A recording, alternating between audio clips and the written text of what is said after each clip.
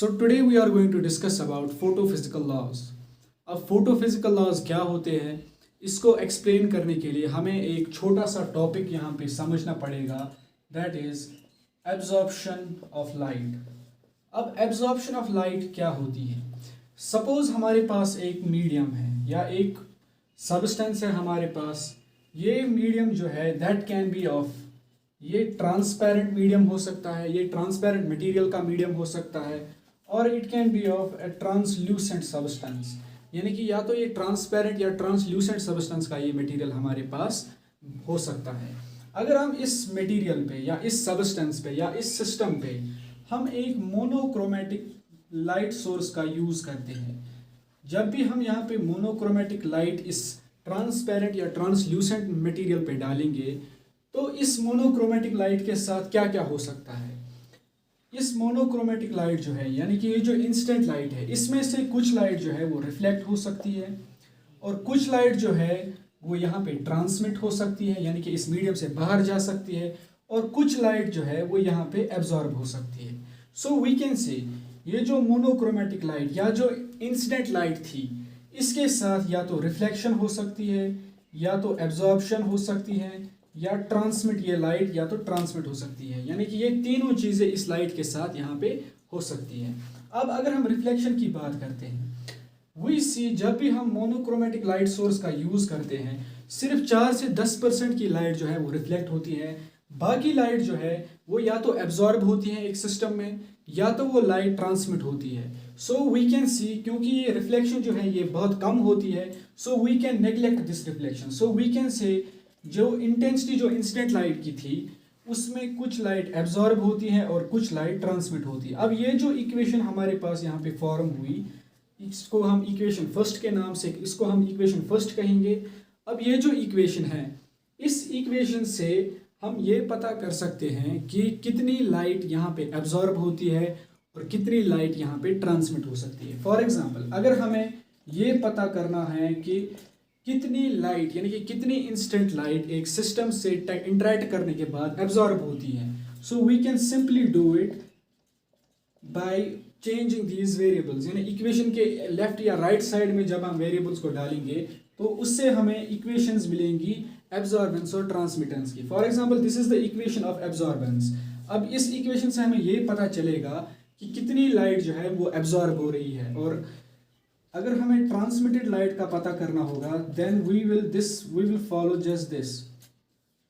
अब इस इक्वेशन से हमें ये पता चलेगा कि कितनी लाइट जो है वो ट्रांसमिट यहाँ पे हो रही है.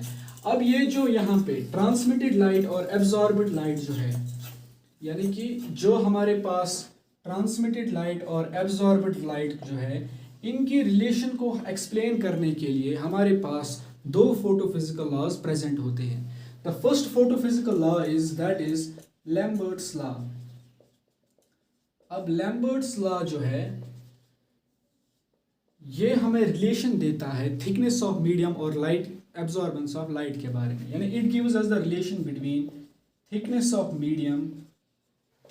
Of medium and absorbed light या लाइट एब्जॉर्प्शन. ये इसकी रिलेशन हमें लैम्बर्ट्स लॉ एक्सप्लेन करता है.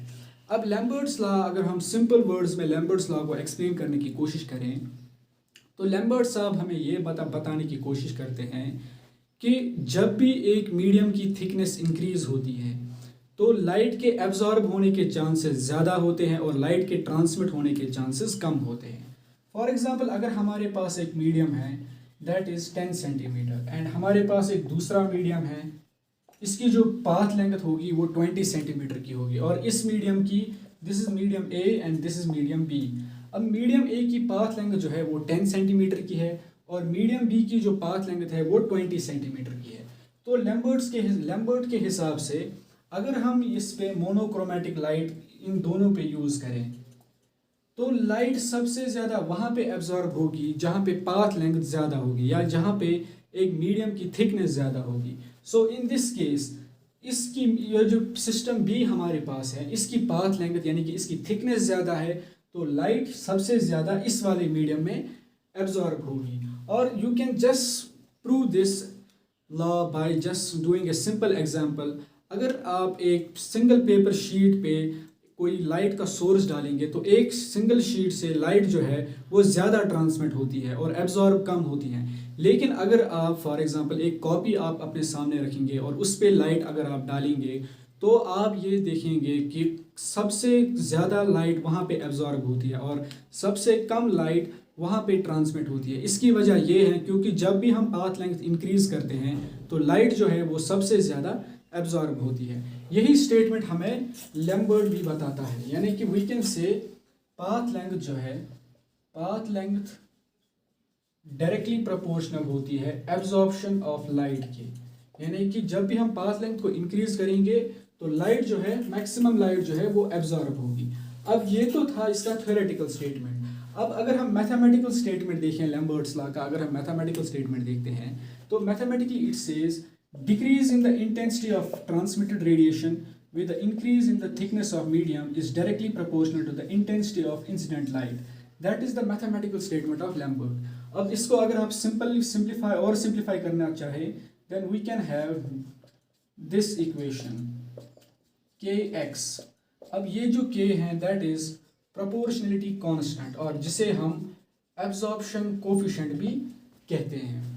अब इसके साथ साथ अगर हम इस इक्वेशन को, यानी इस वाली इक्वेशन को अगर हम इंटीग्रेट करें तो इंटीग्रेट करने के बाद हमें कुछ और वैल्यूज मिलते हैं। That is the first value we get is ln I by I naught is equal to minus kx और I by I naught is equal to exponential of minus kx और I is equal to I naught exponential of minus kx. Now these three equations are the equations of transmittance. ये जो हमारे पास है ये हमारे पास transmittance की equations यहाँ पे बनती है। अब मसला हमारे पास ये है कि ये ट्रांसमिटेंस जो है, what is this transmittance? Transmittance it is the ratio of transmitted radiation by incident light. यानी इंसिडेंट ट्रांसमिटेड रेडिएशन और इंसिडेंट लाइट का जो रेशियो होता है उसे हम ट्रांसमिटेंस कहते हैं। और हम ये कह सकते हैं, हम सॉरी जो ये जो रेशियो है दैट इज द रेशियो, इसे हम ट्रांसमिटेंस, इस रेशियो को हम ट्रांसमिटेंस कहते हैं। और इन इक्वेशन से we can calculate transmittance. So that was about Lambert's law. और दूसरा लॉ जो हमारा है, दूसरा फोटोफिजिकल लॉ जो हमारे पास प्रेजेंट होता है दैट इज बीयर्स लॉ। अब बीयर जो है ये हमें बताता है कि सिर्फ मीडियम के थिक होने की वजह से लाइट एब्जॉर्ब नहीं होती। अगर किसी मीडियम में कंसंट्रेशन ऑफ एब्जॉर्बिंग सब्सटेंस या कंसंट्रेशन ऑफ मॉलिक्यूल्स किसी मीडियम में ज़्यादा होंगी तो वहाँ पे लाइट के एब्जॉर्ब होने के चांसेस ज़्यादा होंगे। फॉर एग्जांपल अगर हमारे पास दो मीडियम्स हैं A and B medium, for example यहाँ पे हमने 2 मोल NaCl के यहाँ पे डिज़ोल्व किए हैं और इसमें 1 मोल NaCl का हमने यहाँ पे डिज़ोल्व किया है। तो यहाँ पे 2 मोल जब हमने डिज़ोल्व किए तो यहाँ पे concentration of absorbing substance B medium में सबसे ज़्यादा होंगी और concentration of absorbing substance A medium में कम होगी।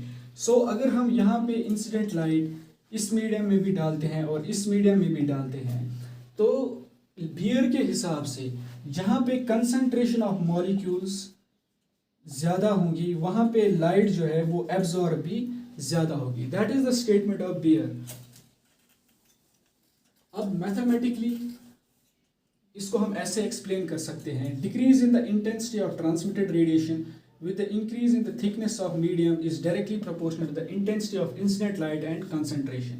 That is the mathematical statement of Beer, or we can say that is the mathematical statement of Beer.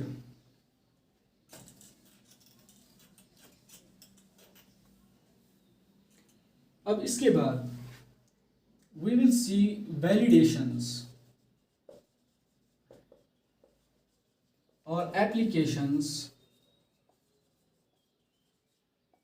Of Beer and Lambert law.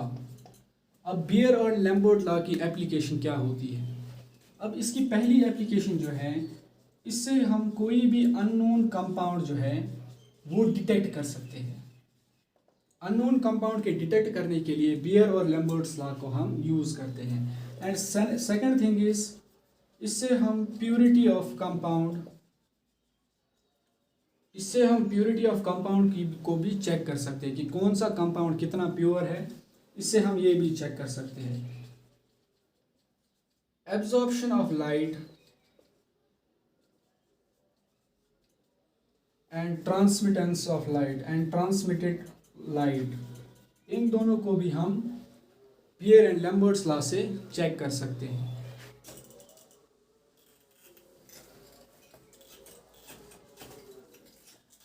Now अगर हमें ये देखना हो कि बियर एंड लैम्बर्ट्स लॉ जो है ये कब वैलिड होता है, यानी किन कंडीशंस में बियर और लैम्बर्ट्स का लॉ जो है वो एप्लीकेबल होता है, यानी कौन सी कंडीशंस ऐसी होती हैं, कंडीशंस जहाँ पे बियर और लैम्बर्ट लॉ जो है वो वैलिड माना जाता है।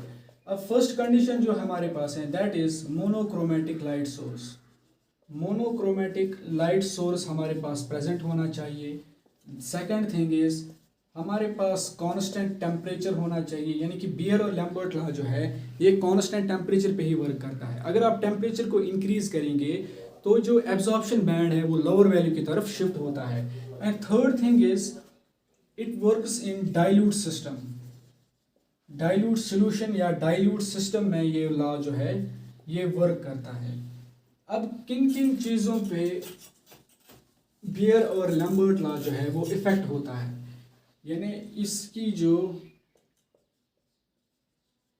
इनवैलिड रिजल्ट्स, यानी बियर और लैम्बर्ट्स लॉ जो है ये कब हमें इनवैलिड रिजल्ट्स देता है।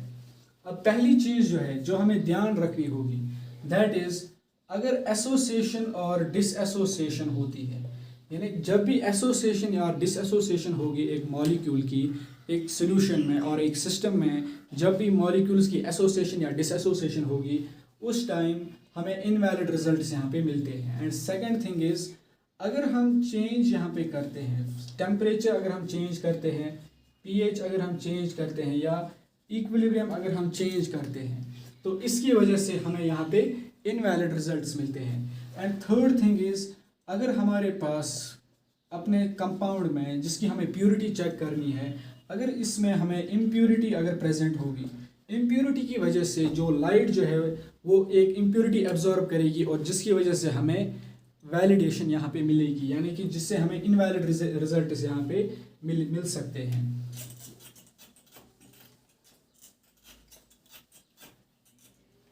अब हम ये देखेंगे कि एब्जॉर्बेंस इंक्रीज कैसे हो सकती है, कौन सी चीज़ें रिस्पॉन्सिबल होती हैं जिसकी वजह से मैक्सिमम लाइट यहाँ पे एब्जॉर्ब होती है। The first thing is thickness of medium, ये तो हमें बियर लैम्बर्ट्स लॉ बताता है। And second thing is concentration of absorbing substances.